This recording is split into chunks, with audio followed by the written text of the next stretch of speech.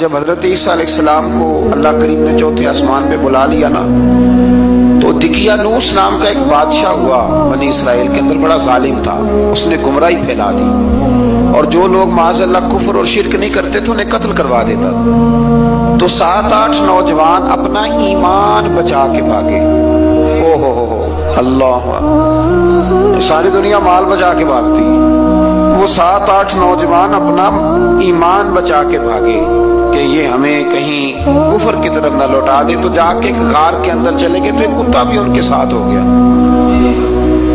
انہوں نے کتے کو بڑے روڑے مارے کہ یہ اگر بھونکے گا، آواز نکالے گا تو ہم پکڑے جائیں گے، ہم نے تو چھپنا ہے۔ پر اس کو نا ولیوں سے پیار ہو گیا، اس نے کہا بھگاؤ جتنا مرضی مجھے، فطرت میری ہے کہ میں بھونکتا ہوں، پر جب اللہ کے ولی ہوں تو پھر میں ادب کرتا ہوں۔ یہ قرآنی واقعہ ہے۔ اچھا، یہ عین وہ واقعہ ہے قرآن مجید کا کہ جو بہت ساری چیزوں پر ویسے ہی نص ہے اور بہت ساری زبانیں ویسے ہی گونگ ہو جاتی۔ تو وہ 6-7 لوگ تھے، وہ چلے گئے غار کے اندر، جا کے انہوں نے پناہ لے لی۔ بادشاہ کو پتہ چل گیا کہ غار کے اندر ہے۔ اچھا، اللہ کی قدرت، جیسے ہی داخل ہوئے انہیں نیند آ گئی،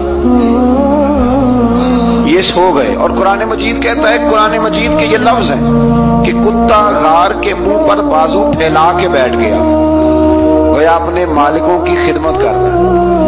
اب میاں صاحب کی ایک بات کر لیں درمیان میں، میاں صاحب فرماتے ہیں جنہ تنا وچ عشق نہ رچیا، کتے ہونا تھی چنگے، اور چلو مالک دے کر راکھی کر دے، صابر بھوکے ننگے۔ یہ دیکھو نا کہ اتنا تو ان کے اندر بھی کمال ہے، اپنے نا دونوں بازو پھیلا کے کتا بھی غار پہ بیٹھ گیا۔ ان کو نیند آ گئی، بادشاہ نے پتہ کرایا کہاں بھاگ کے گئے، تو کہا وہ غار کے اندر ہیں۔ بادشاہ کہنے لگا کہ ان کی سزا یہ ہے کہ ایک دیوار چن دو غار کے منہ میں، غار کوئی بند کر۔ جس بندے کی ڈیوٹی لگائی نا غار چننے کی، بندہ بڑا نیک تھا، اس کو دیوار بنانے کا ذمہ دیا۔ اس نے نا دیوار بھی بنائی اور ایک تختی پہ نا سب کے نام لکھے، اور وہ تختی ایک صندوق میں رکھ کے وہاں بند کر دی، اور اسی طرح کی ایک تختی اس کے نیچے لکھا کہ ایک تختی ان کے ناموں کی نا میں مال خزانہ میں بھی بند کر رہا ہوں۔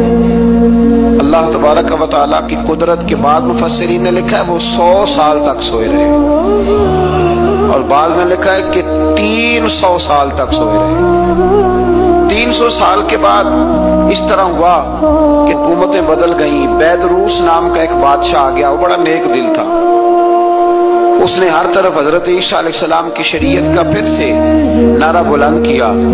اب نا کچھ لوگ ایسے تھے جو منکر ہو گئے تھے کہ مرنے کے بعد دوبارہ کیسے اٹھیں گے۔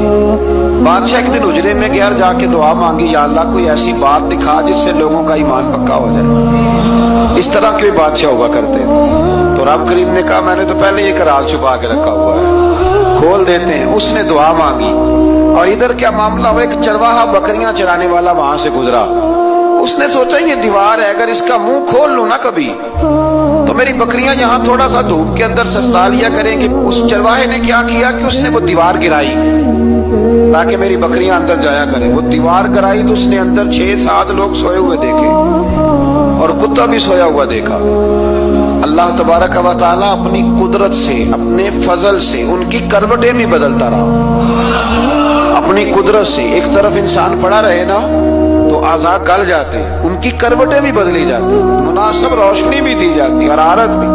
اس نے دیوار گرائی تو ان کی آنکھ کھل گئی، ایک دوسرے سے کہنے لگے آج تو بڑی گہری نیند سوئے ہیں یار، آج تو لمبی نیند پوری کر لی، چلو بھوک بڑی لگی ہے ایک دوست کو بھیجو۔ یہ سارا واقعہ قرآن مجید میں موجود ہے، میں اپنے لفظوں میں بیان کر رہا ہوں۔ جاؤ ایک دوست کو بھیجو بازار سے نا کھانا لے آئے، پیسے وہی 300 سال پرانی کرنسی۔ وہ جب نان بھائی کی دکان پہ گیا نا سامان لینے، اس کو پیسے دیے تو نان بھائی نے ہاتھ پکڑ لیا، کہنے لگا میاں تو کدھر سے آیا، یہ کون سے پیسے؟ اس نے کہا پیسے کا ہے کہ میں بھی سوچ رہا ہوں کہ حالات بدلے ہیں، سارے حضرت عیسیٰ کا کلمہ پڑھ رہے ہیں، ماحول اور ہے۔ اس نے کہا تیرے ہاتھ کوئی خزانہ لگ گیا ہے، یہ تو ہم نام سنتے تھے کہ یہاں کو دقیانوس نام کا بادشاہ رہے، کوئی خزانہ بتا کہاں سے لیے۔ شور ہوا، حاکم شہر تک خبر پہنچی، بادشاہ تک پہنچی۔ اس نے بتایا کہ بھئی ہم تو دقیانوس کے ڈر سے بھاگے ہیں، کل بھاگے ہیں یا آج سویرے، اتنا زیادہ ہمیں پتہ نہیں، کل یا آج سویرے بس نا اتنا سا ہمیں یاد ہے کہ ہم گئے تھے، بہرحال لوگ جمع ہو گئے، اکٹھے ہو گئے، غار تک پہنچے۔ اب جو غار کے اندر تھے وہ پتا کہتے کہتے لگتا ہمارا دوست پکڑا گیا ہے، پکڑا گیا ہے تو بندے جمع ہو، وہ اندر ڈر رہے تھے، تسبیح کر رہے تھے، اللہ کو یاد کر رہے تھے۔ ادھر یہ پہنچ گیا جب ان لوگوں نے یہ جیتا جاگتا رب کے فضل کا نمونہ دیکھا، اور بادشاہ نے کہا کہ یہ کیا ہے؟ صندوق کھولا تو اس کے اندر وہ تختی لکھی تھی کہ یہ ان کے نام ہے، یہ دقیانوس سے ڈر کے بھاگے ہوئے ہیں، یہاں یہ سو رہے ہیں، اور اسی کی ایک تختی میں نے فلاں جگہ بھی دفن کیا، وہ تختی بھی وہاں سے نکل آئی۔ اب سب لوگوں کی آنکھوں میں آنسو آئے اور سب کہنے لگے لا الہ الا اللہ، لا الہ الا اللہ، لا الہ الا اللہ۔ سب کہنے لگے ان اللہ علی کل شیء قدیر۔ جب ان کی بات پوری ہو گئی، لوگوں کے ایمان پختہ ہو گئے، تو اصحاب کہف کہنے لگے کہ ہمیں اب اجازت ہے، ہم پھر دوبارہ غار میں جاتے ہیں۔ وہ غار میں گئے تو رب نے پھر انہیں موت عطا فرمائی، نیند عطا فرمائی، تحفہ دیا۔ بادشاہ نے پھر اس کے آگے دیوار بنائی اور وہاں بادشاہ نے ایک مسجد تعمیر کرا دی، لوگ زیارت کرنے جاتے۔